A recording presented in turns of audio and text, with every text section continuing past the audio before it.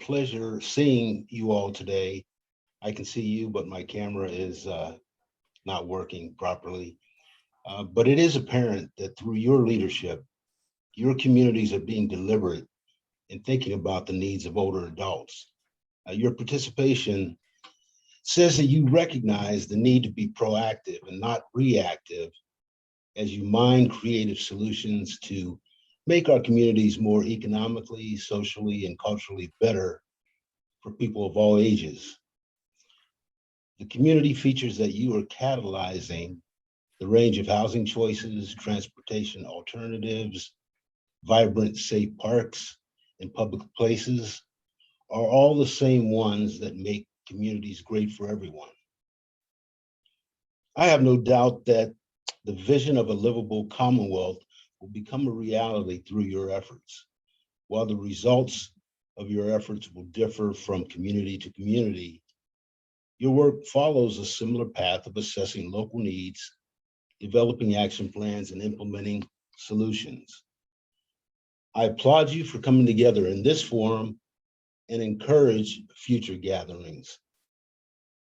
I want to alert you to the update of the livability index. I'm sure Taisha will talk about that more later, but it's been refurbished and a great resource for everyone to use. Thank you and have a great meeting. Thanks, Ron. And with that, I'm going to turn it over to Karen. Karen, tell us a little bit about what you guys have been doing and anything that you want us to know, anything interesting. We're excited. I think you guys were the first ones in Kentucky. So we're eager to learn. Take it away. All right. Yes, we were the first ones. And actually that was we referred to it sort of as a tripod stool that got started right in like the beginning of 2015. And our partners with that were, of course, AARP Kentucky, also WKU's Center for Gerontology, and then, of course, the city of Bowling Green. And one of the very first things that we did in pursuit of becoming friendly is we felt like it was important, one, not to recreate the wheel, and two, that we really exposed or had an opportunity for our older adults to really understand locally how things happen and how they can engage with our local government. And so Patrice Blanchard was with AARP Kentucky at the time. So she was one of the folks who helped us get started. And then again, Dana Bradley at WKU. There were sort of the three of us who worked together with some of our neighborhood volunteers who were also already engaged with our local Warren County AARP chapter. So we called on the expertise of older adults who were already volunteering in our community. They were already involved with AARP, and they were also involved in neighborhood work with an eye for the neighborhood being the place where change happens. And so we felt like that was a really good starting point. And we set about creating an academy for older adults, and we called it the Over 50 Citizens Academy. And this was designed to mirror a program that Lexington had already been doing for a number of years. And I think they called it their senior intern program, and they did it in the summer. We changed it up a little bit, and we did it actually in the fall, the first year. And basically what it provided was 4.5 days of behind the scenes of our local city government. And so they got to learn about how the budgets are put together, what the funding sources are. They got to go behind the scenes at our public works department, at police and fire, our neighborhood and community services departments, and they really got to understand how the budget is shaped, how the priorities are made, how decisions are made regarding things like walkability and sidewalks, and how you can compete for funding for some of those things. And they also got to engage in some community conversations where they talked about what were sort of their items, their wish list, the vision that they had for becoming a more age-friendly Bowling Green. And that was how we started our age-friendly Bowling Green initiative. And over the years, we have continued to offer the Over 50 Citizens Academy. We did learn that taking 4.5 days all in a row was really hard on all of us. You learn very quickly that people aren't used to sitting and listening and touring and going. And even though we kept people well fed and well watered and all of that, it was a very intensive 4.5 days. So in our subsequent classes, we've actually split it so that we actually start on a Thursday, Friday. Then we have the weekend to kind of recuperate. Then we come back Monday, Tuesday, and have graduation on Wednesday. We also do a reunion event for at graduation every year. We encourage our past participants to come back and attend that graduation. But then we also have a reunion where our new class is able to join the alumni group, and we can have different series of things that are more timely, up to date information. And we have also had an age-friendly Bowling Green Facebook group that we use, and we try to push out any kind of activities or events that we feel like would appeal to people of all ages, things that people can do intergenerationally, volunteer opportunities. People can subscribe to things like that. And then what we have found is by continuing to sort of tap into the expertise of older adults and the networks that they have existing in the community, that really we opened it up to a whole new group of volunteers that we didn't have before. And what we find is that when you're willing to share the real nitty-gritty details of how your government and how other local agencies function, then they're willing to give you feedback on things that they see that are working, things that aren't working, things, ideas they have for policy changes.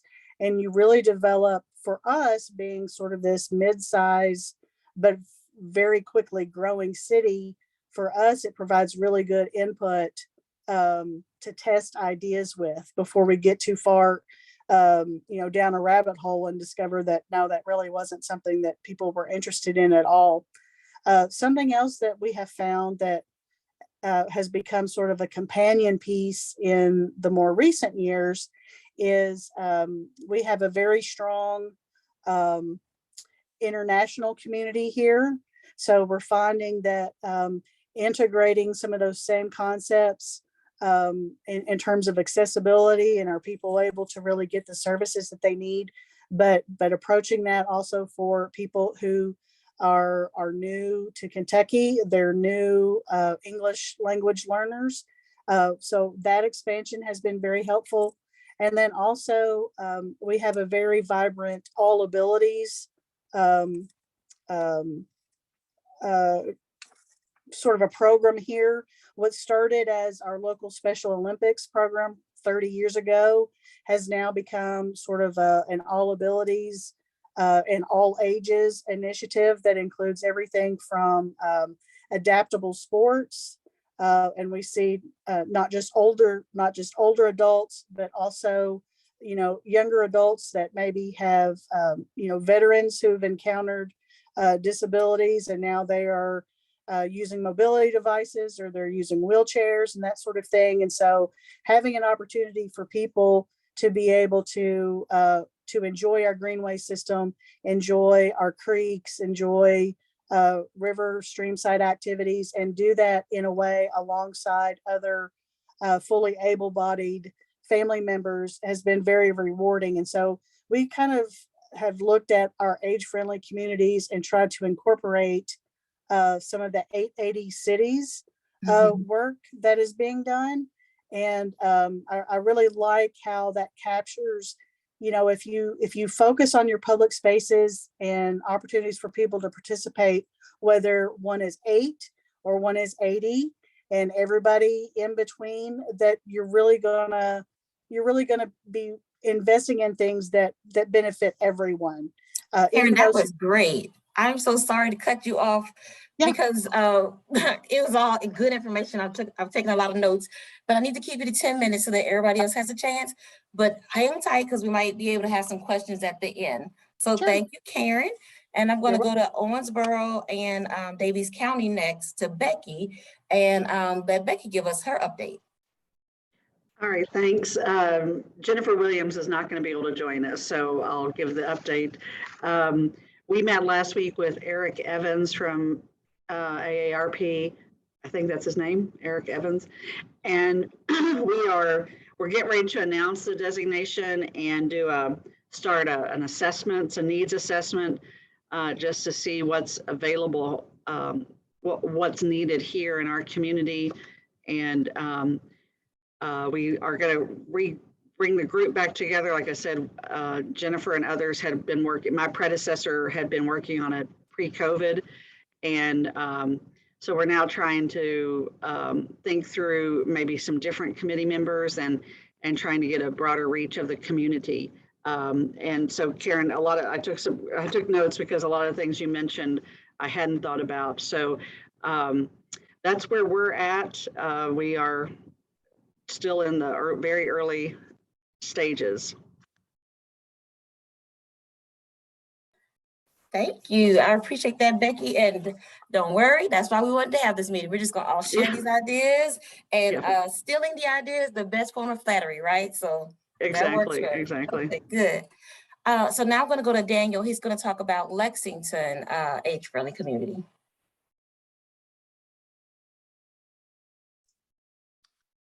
Hey, folks.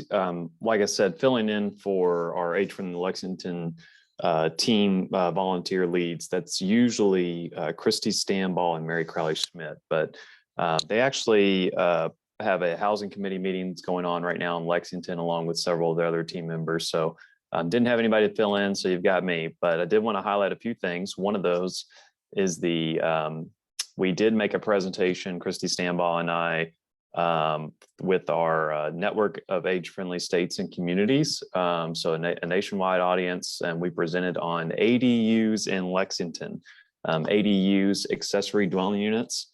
We were able to provide an update on a successful ordinance passage this past fall in Lexington that began, I believe, back in 2017, possibly earlier than that, but a community challenge grant was awarded by AARP to produce an ADU manual, a homeowner's guide to accessory dwelling units. We were part of a pilot project, ADU local advocacy pilot project with AARP, where we were able to do direct marketing, mailing, awareness, education, outreach efforts, including patch through calls to council members. So Lexington and Fayette County residents were able to reach their council members and share about ADUs and the benefit of those. And if you're not familiar with what an ADU is, accessory dwelling unit is basically a secondary living space on a primary residence. So this could be a attic space conversion, could be a garage conversion, it could be a separate detached unit. Maybe you've heard of the term backyard cottage, or granny flat or carriage house. All these terms are kind of go into what an ADU is. And so this is something that we've advocated for in Lexington, and one of our big points for advocating is it can provide a space for an aging parent to live with a family member. It could provide a space for a live-in caregiver, or maybe even an adult child with special needs. And so there's a lot of benefits with ADUs. We've even seen examples of, say, a large, older Victorian home. Maybe it's a challenge to upkeep. People have built, say, a backyard cottage in their home. They've moved to a one-level residence space in the ADU, and they're able to take care of that. And then they're able to rent out what was their primary residence, the larger home. And so that provides a supplemental income. So a lot of advantages to ADUs. That was a big thing that we were advocating for in Lexington the past few years, and we're able to present on that April 12th, Christy Stanball and I. So we're proud of that work. Many others have gone into it. I know Tahisha and her team has done a great job also having a ordinance passage in Louisville, Kentucky as well. So we're glad to help other folks with that effort. Now, in regard to another update, something else we participated in recently is what's called On the Table. And On the Table in Lexington are community conversations, 1-hour conversations that take place across the county. By the way, there were over 475 of these conversations hosted, 5 to 8 people per table. And basically people are the first 10 minutes completing a comprehensive plan or survey for the city of Lexington. And so that information feedback was submitted, shared between these folks that were meeting across the county. And AARP Lexington was a sponsor across all 6 library sites, including the senior center. And we had from our AARP Lexington community team, over 9 volunteer table hosts that presented under our leadership with Dr. Mary Lynn Moran-Smith, table host that led these community conversations as volunteers, and a lot of age-friendly related topics as well. Input for the city, where would you like to see Lexington in the next 20 years? Those types of conversations took place. So we're really proud of that work. Other notes from Christy and Mary, I'll just highlight briefly. There was a ADU zoning text amendment that passed in 2021. That's what I'm referring to from the ADU ordinance passage. We also had engagement from a Affordable Housing 101 event that was part of our coalition for a livable Lexington. Reimagining homes continues to be a topic of conversation, the village model. And so shared housing, co-housing options are being discussed in Lexington. And then our Commission for People with Disabilities is working on an inventory and assessment for on-street accessible parking in downtown Lexington. And there was a hosted tour of high-end accessible home for the building industry professionals last fall.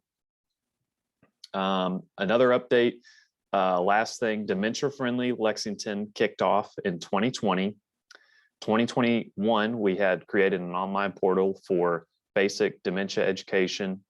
And we had our first dementia-friendly restaurant night in 2021 as well.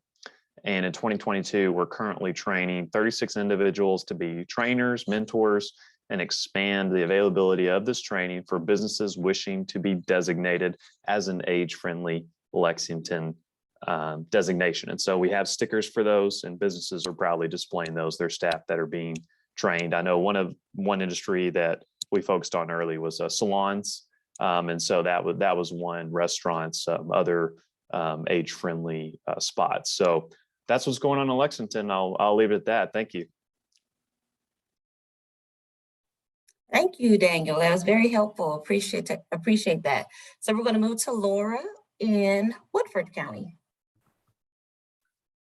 Hello. Well, like I said, we're just getting started. So we have a great committee, mostly senior services professionals. We are, it's been a couple of years. We had passed a resolution back in 2019, and so it was almost 2 years before we actually got the mayors and the judge executive to sign the resolution. Part of that was COVID, but we're here and we have a great committee. There's about 10 of us on the committee, and looking forward to getting the survey out. We are doing some things though in Woodford County. We did do a loneliness and isolation survey about a year ago. We had over 200 surveys returned, and so we're working on matching, and this is through the health department, but we're working on matching people who might want regular contact with somebody by phone, maybe in person, but it was during COVID, so definitely by phone, with volunteers in the community who would like to have somebody to talk to. The transportation piece that I mentioned is really gaining strength. This is, like I said, a demonstration project. It is being sort of sponsored by the health department, but it is run by a steering committee. It is called Woodford Wheels.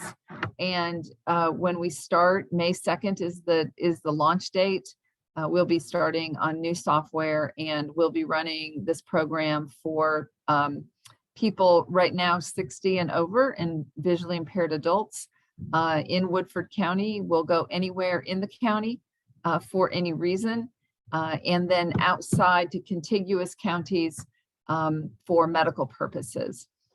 One thing I quickly wanted to mention is that in Woodford County, there was great interest in serving people younger than 60.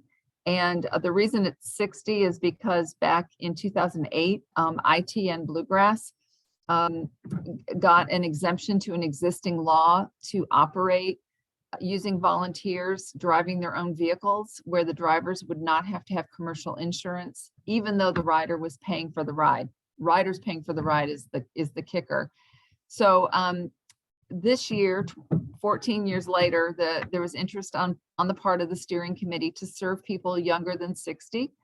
And so in my mind, I'm going, oh no, we're gonna have to go back to the General Assembly, but we did. And so Susan Westrom sponsored our bill. She's a Lexington legislator, and she actually called me in January and said, you need to find a Republican. So got a Republican to co-sponsor it, and it passed, and it is with the governor now for his signature. So going forward, and I guess it'll be in mid-July, any volunteer organization, or excuse me, any nonprofit in Kentucky can use volunteer drivers to drive people 18 and over instead of 60 and over. And that's if the nonprofit is charging for the ride. So we're really excited about that. Seems like a small thing, but you know, it really could make a big difference for a lot of people in the state. So. Thank you, And I'm Lori. not sure I have much else to say, except we're working really hard. Sounds good. Sounds interesting. And congratulations on getting anything passed in the session. That's a win. Yeah, tell me about it. So thank you. And now I'm going to turn it over to Age Friendly Louisville. And if you give me just a second, I will pull up your PowerPoint presentation.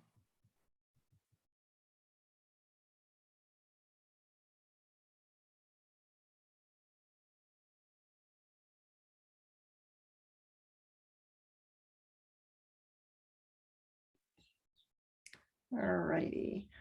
Do you want me to jump in and do the first several slides? I don't think anybody jumped on those. Or Daviess, were you going to do those? I didn't want to. No? Okay. All righty. Hi, everybody. Pam Yankee Love from the Traeger Institute in Age Friendly Louisville. So Age Friendly Louisville, we became the 120th city that was age friendly. And we got our designation, I believe, in October of 2016. I think it was after Bowling Green and Lexington. So I think we were the third city. You can go on the next slide. So as you know, there are those 8 domains. We looked at, we got a group of folks together, some individuals that were willing to join us in this quest for Age Friendly Louisville. And we looked at, you know, should we look at all of the 8 domains? Should we try to reduce the domains? So what we did was we pulled together, you can go to the next slide, I think next slide will. So we pulled together kind of the founding group, which would be Louisville Metro, AARP, KIPTA, and the Traeger Institute. And we got together with a group of individuals throughout the city. And we decided that what we were going to do is we're going to focus on 4 of the domains. So we decided housing, mobility and access, community, sport and health services, and social participation, respect and inclusion. And we, for the first 2 years, of course, we worked on our assessment. We worked with Metro, our city was focusing on a comprehensive plan. And so I think I got the name right. And Sarah, if I didn't, you can definitely jump in here. So we went there. We also pulled some assessments together from KIPTA, and we pulled together a bunch of ideas.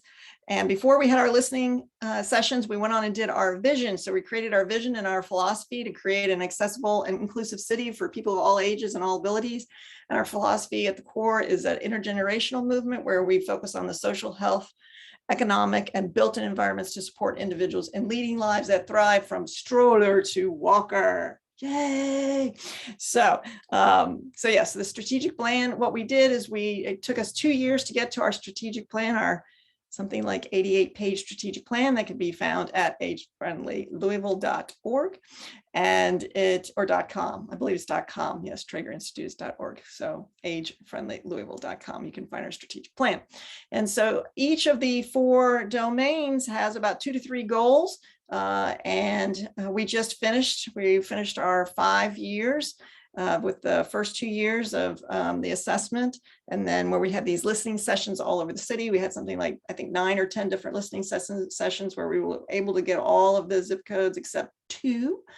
And so what we're going to do is we're going to have a report. Our leaders of the various groups, our domain groups, are going to give a couple of minute report on our different areas. So I think Tanya Seeley is going to go on and report on housing. Thank you, Pam. Again, I'm Tanya Sui, and I work with the housing domain. And we had worked on 2 projects. One was to increase the number of home maintenance resources for older adults to ensure that they can stay in their home as long as possible. And the other project that we worked on was to increase the number of home builders in Louisville who were CAP certified. Next slide. So we did that by composing a survey of questions related to housing and the needs for housing that came from the communities.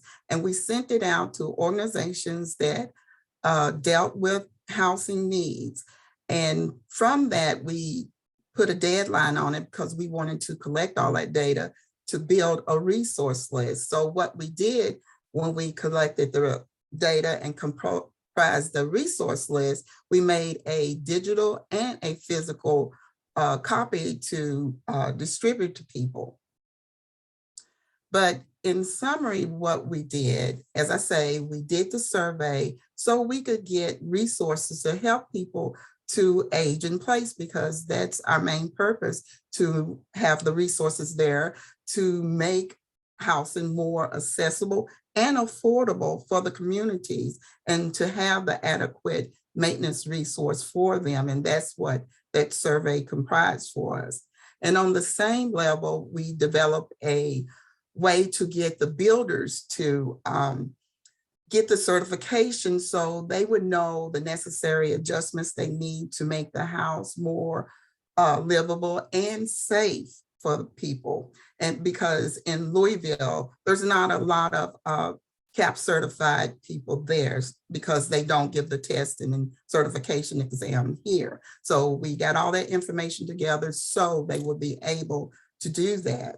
And just to go off script a little bit, I would like to say that Louisville did advocate, AARP and a couple of more organizations did advocate for the ADUs here in Louisville, which passed to streamline the process for building an ADU.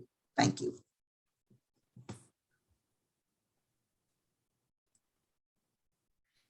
Okay, I'm Larry Sloan, and the facilitator for the mobility and accessibility. We started out with 2 particular goals: to work with the Regional Mobility Council, and there was a new leadership at the Transit Authority of River City, which is what that TARC stands for. And they basically were doing away with a lot of the relationships with people that needed mobility and accessibility. And so when I say on here, we want to work again with them, that leadership was fired and new leadership came in, and we've been establishing ourselves with them. There's also a goal to improve sidewalks, crosswalks, and signal crossings. Next slide, please. So we have we did attend regular meetings with our MC, but that went away. We hope it gets reinstated. We also had to get a member on the Transit Authority of River City Accessibility Advisory Council, which is what that TAAC stands for. We are working with the TARC to get a view of upcoming comprehensive operational analysis to see how they're going to improve their service. Obviously, the COVID really set things back. Next slide, please. So we have attended meetings of a organization on the Complete Streets Policy Ordinance passed in August of 2019. And we've actually seen a big improvement in crosswalks and so forth in the city. Our plan is to next research and advocate for grants and funding allocations that will provide for more age-friendly efforts and projects for safer streets and communities. Next slide, please. This is kind of a concluding slide, and basically, due to these changes we had with TARC, the RMC did not meet. We hope that the new regime will reinstate that. We do have seats on the TAC and are working with TARC. And TARC at first wasn't too good to work with us, but they have come around and realized that we're really a necessary part of their way of gauging how they serve the community that needs accessibility. And so we have been working with them in that way. We have a resource guides for older adults that we have done. So basically we're getting going again with TARC, and we feel like the new management there is dialed into what we as a unit can do for them. Thank you. Okay, I am Rita Morrow, one of the 3 facilitators for the Social Participation, Respect, and Inclusion Work Group. We had 2 action projects. One was to increase the number of opportunities for intergenerational communication and activities, and 2, to organize trainings to support community safety and social engagement. I'm going to start with action project number 2, because as we started to look at the trainings, what we discovered is we did not want to reinvent the wheel. Many trainings already existed. We just needed to make sure that people were made aware of those. So with that in mind, we developed this bookmark with elder abuse information and resources. And we took every opportunity that we could find to distribute these bookmarks, sometimes to libraries, to senior centers, many to caregivers, just anybody we thought might need this information. So now moving to project number 1, which is what we spent most of our time on, was trying to get organizations, senior organizations and living facilities with local schools and other youth organizations in order to create some activities for intergenerational interaction.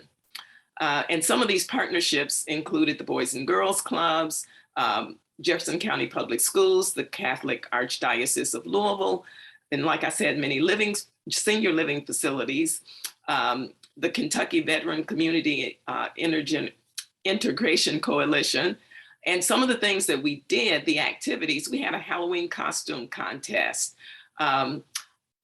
KIPTA helped us with creating this intergenerational map so that the blue spots on there are senior living facilities, the orange spots are schools, so that we could just kind of pair up those that were in close proximity to each other. So that they could do activities. One of the big activities that I will mention that we have done several of these beginning with July of 2020 was drive-by parades. And the picture you see on the left of all these people standing around in green, this was a St. Patrick's Day parade. And those are the parade participants you see in that picture. The picture at the top right is one of the senior living facilities that we drove past. And you can see there were entertainers out there with music, plus some of the residents were brought outside so that they could enjoy the parades. Now, and we started these during the pandemic so that people could only wave to us. So we continue to get those things going. And I'm going to apologize to the full group because Louisville is officially over time, but there's just one more, I promise. Okay, so we will try to talk really, really fast. Our community support, flip the slide, please.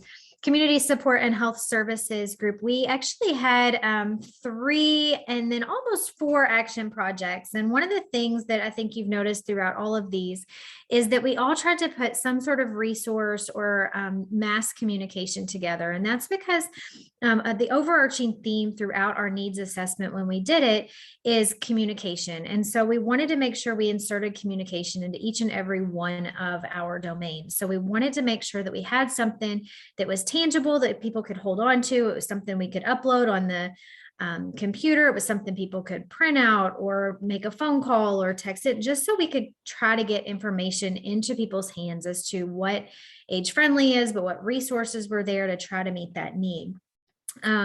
So in looking at the very first project was to increase the capacity of community organizations to promote health resource information. Next slide, please. And one of the things that we did, this was our first resource that we created, was to identify and really narrow it down. There's so many options for people to call to get help. How do we streamline that down? So people had a few key factors, and what were those biggest clearinghouses that people could call and access information across Jefferson County? So we did gather a whole lot of information and kind of narrowed down who was open 24 hours a day, who had access to different programs, and put this "How do I find" brochure out. You can find that on the website as well. Thank you. And so we went with Metro United Way, our 311, for mostly government services and social services, our KIPTA, Local Area Agency on Aging, Metro United Way 211, My Health E, and then AARP Kentucky. So that became our clearinghouse there. And then the second one was our first responder fact sheets. Pam, do you want to talk about those and Project? Sure.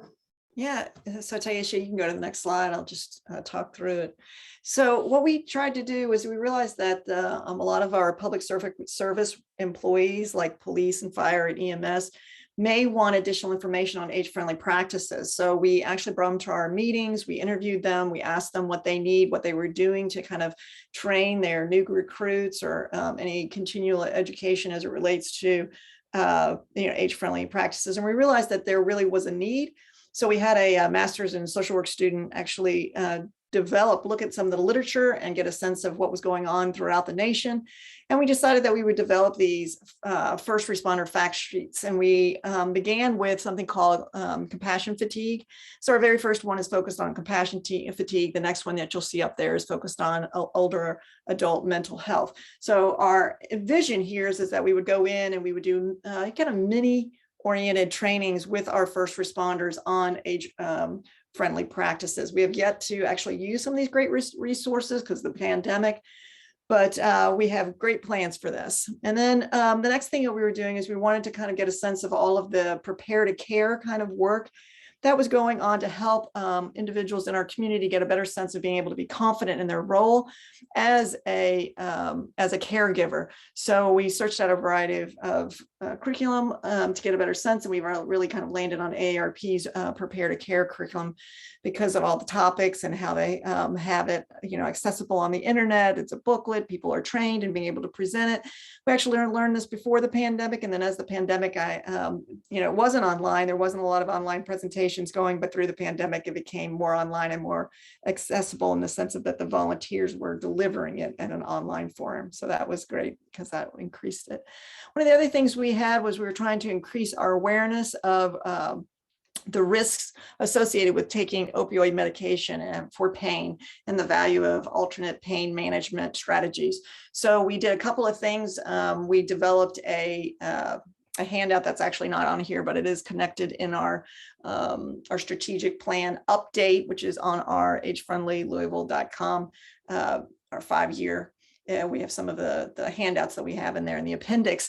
And then we also did a Project Echo, which is a telementoring project where anybody gets together for an hour online. And the idea is that it's kind of a learn all, teach all, and there's a didactic in there, and then there's a case of an individual that might be using opioids. And then we talk about, what's the best way to help that individual.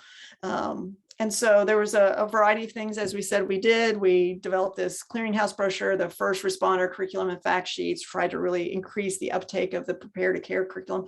And we did that Project Echo and that handout. So that's us. So we are now finished with our 5 years, and we did our report, and we're looking forward to see, okay, what's next steps for us. So it was great to hear all the wonderful things that you guys are doing in your communities. As we figure out what we would like to do for the next 5 years and beyond. So thank you, Age Friendly Louisville. It was really good to hear from each of the communities in Kentucky. I took a lot of notes. I think I learned a couple of really good ideas. But just wanted to kind of pitch it back to you all and see if you have any questions from any other community or anything that maybe sparked a new idea for you.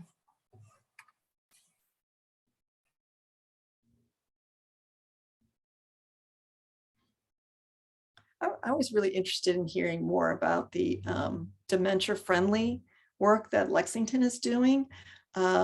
Wondering if all of the other cities too are considering any aspects in that regard. We just, as we all know, we have an Office of Dementia Services. I'm not sure if I got that right, in the state that's staffed by a person of one. And we've met with them, and they were talking about, if Age Friendly Louisville was gonna, in their next 5 years and beyond, consider, being more, focusing more on dementia services and being more of a dementia friendly city because there's so much alignment. Or, I know Lexington, you talked about the portal, you talked about the dementia friendly restaurant night. That sounds great. And then the age friendly business sticker and process. Daniel? Yeah, sorry. I really wish Mary Crowley Schmidt was here she's been leading that effort and would have a wealth of knowledge to share. And in the meantime, I'll try to get some resources out to the group related to our Dementia Friendly Lexington efforts. One thing I will share is that we have partnered with a few groups: Alzheimer's Association, Bluegrass Elder Law, Bluegrass Area Development District, and the Area Agency on Aging, which Mary Crowley Schmidt is associate director with the AAA there. And we also had a partnership with the University of Kentucky Sanders Brown Center on Aging. And so that's kind of where this research, this training, and the background with the University of Kentucky's College of Medicine, and that Sanders Brown Center has been really helpful in providing these types of resources that we can get out to communities and businesses. Really, I mean, it's really about knowledge, awareness. A lot of people just aren't familiar, aren't prepared, don't know how to handle situations. And so when you provide this type of training to staff members, and then your business can receive this designation, I think it's really something that's going to pick up and have momentum in Lexington to make our community more age friendly. And so we're definitely on the beginning phase of that, and looking forward to really open it up and try to get the word out. Mm-hmm. We had a chair of Age Friendly Louisville a few years back, who now went on to a PhD program at Rutgers, but she was very much involved in age friendly businesses and actually had developed kind of an instrument and sent it out. And then she went on to her PhD. So she's doing age friendly stuff, I think, in New York. But yeah, it'd be interesting to see some of the stuff and see if there's any synergy there between the two cities. Yeah, thanks. Thanks for that. And Scott did plug that in. Thank you, Scott. He plugged in Age Friendly Lexington Dementia Friendly Outreach website there, which has more details on that effort. Yeah, great. Thank you. One of the other things I found interesting was and I probably won't get the name right, in Bowling Green, the senior class where they are going behind the scenes and learning how local government works. And so I guess my first question would be, how did you find the seniors who were interested in participating in that program?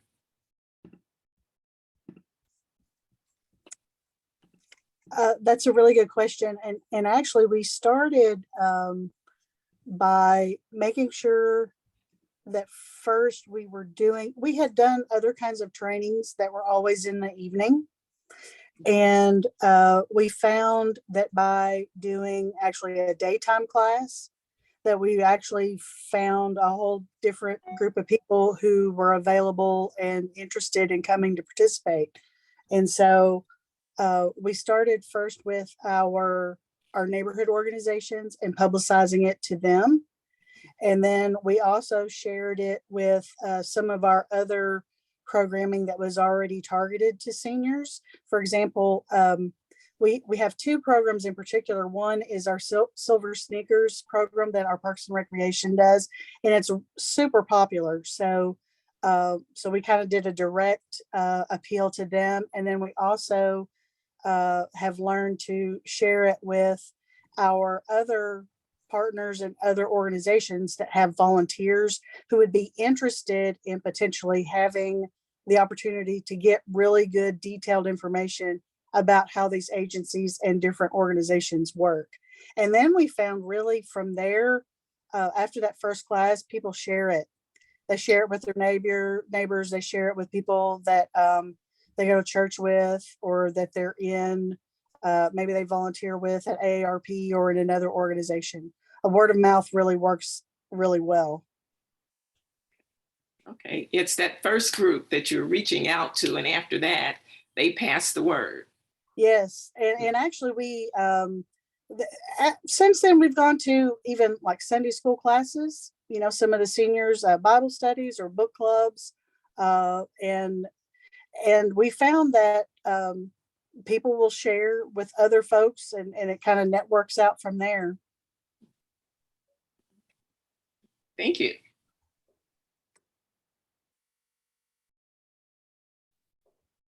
Has there been any conversations among the different cities about becoming an age-friendly state?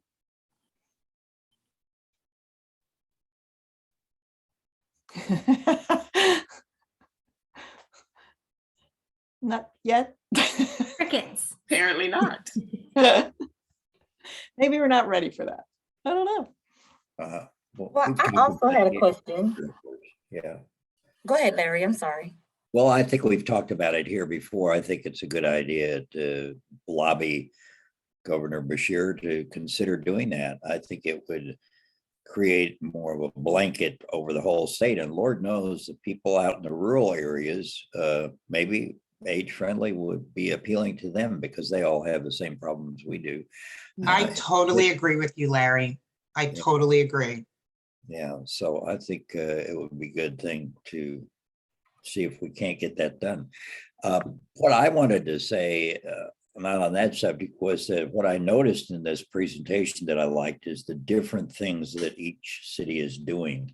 So there's a lot of individuality in these individual groups, and they come up with ideas that are different than the ones we come up with. So I like that aspect of it. And then sharing those ideas, I think on a regular basis, maybe is beneficial.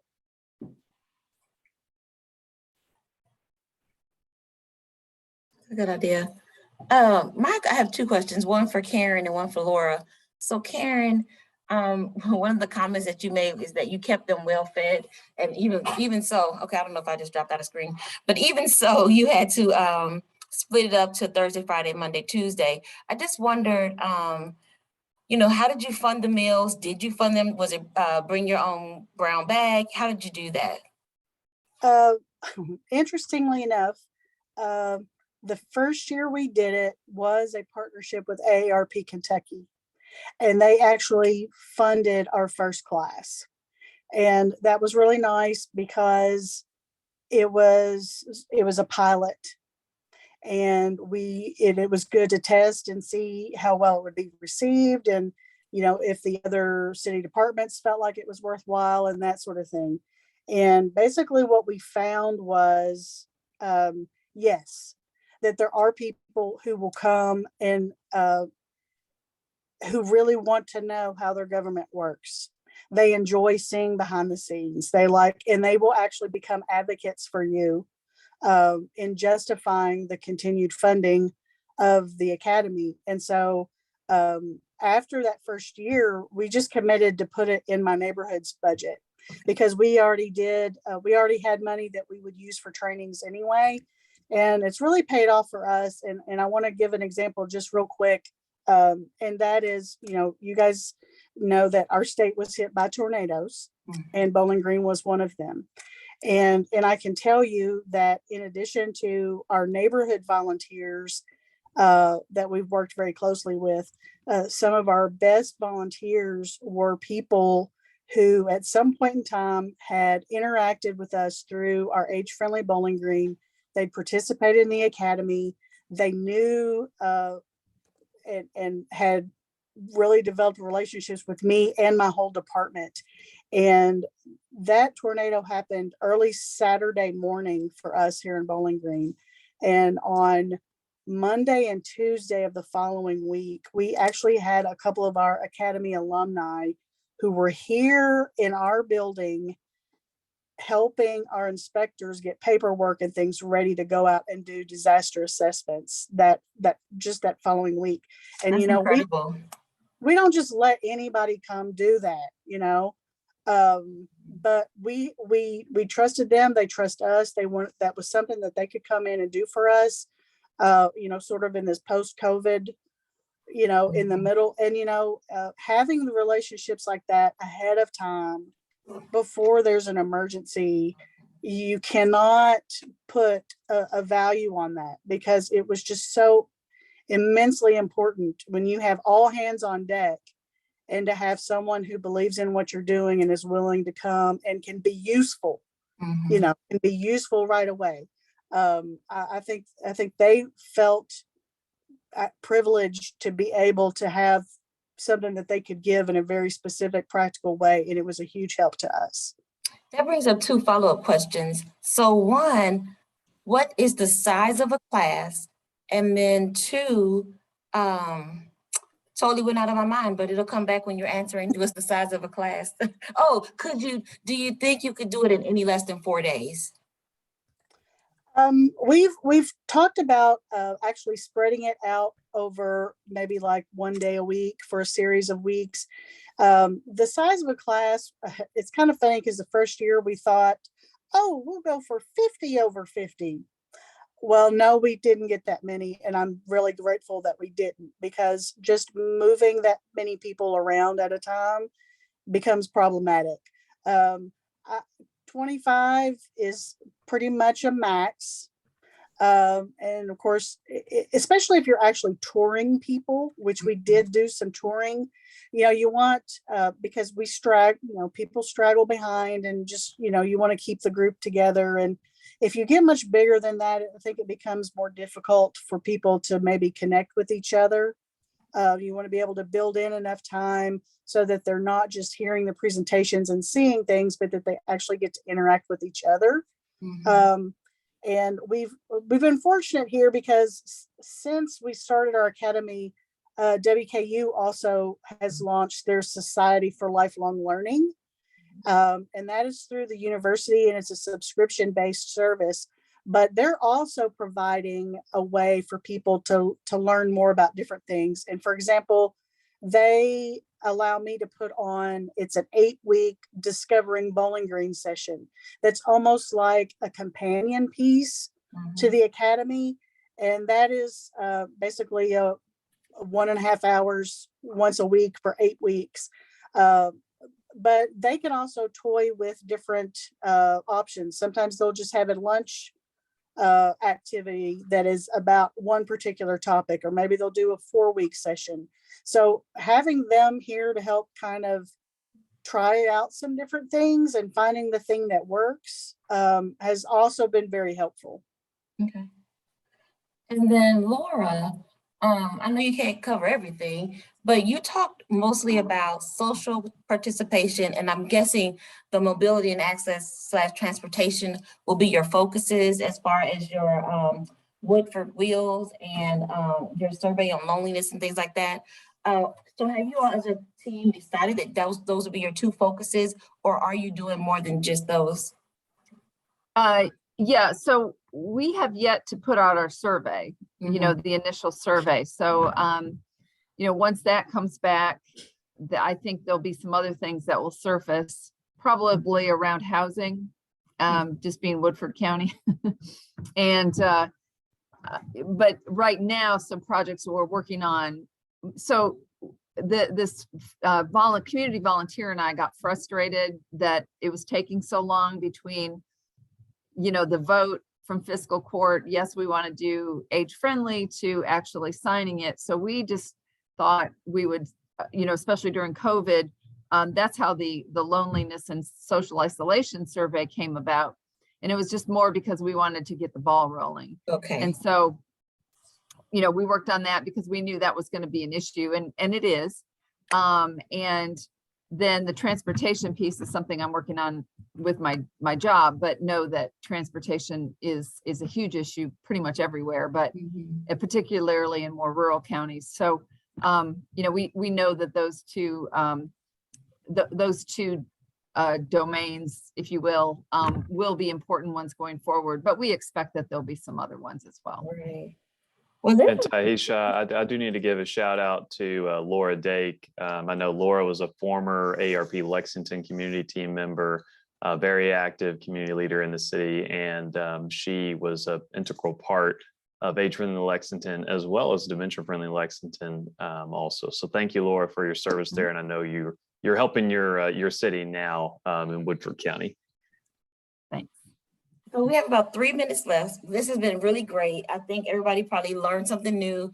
The chat has been lighting up, so I'm trying to follow the chat. We're definitely going to send the link to this recording out so you can look at it again or share it with those in your community so they can also see a little bit about it. I did want to tell you all about a conference that AARP National is going to have in September. The dates are actually September 21st. And September 22nd, and it's going to be virtual. However, we do have the option if we wanted to do like our own little hub. So if all of us wanted to get together in Louisville, Lexington, Bowling Green, we could come together, attend the conference together, order in lunch, have a conversation, keep this conversation going, or wherever our next things are headed. I will send you some information after this call. There is also a invite only section of the conference. So I will send that to you all and ask that you not share that beyond this group or, you know, your key partners in your communities. But yeah, thank you all so very much for your time today. It has been wonderful hearing from you all and just seeing what you guys have planned and, you know, remembering back when we were first getting started and waiting to get our survey out and being impatient and wanting that survey out there, Miss Laura. It will come, I promise. And then it'll just take off and you'll just be like, oh my gosh, it's so much. Where do we start? And you'll just be excited about that. So I just want to turn it over. Barbara, you didn't get to say much. Is there anybody else who wants to just chime in with our one remaining minute? Can I just ask one question real quick? The person who did the Facebook page, did you have to get that approved since it was social media? And did you do all of the domains, whoever did the Facebook, the social media?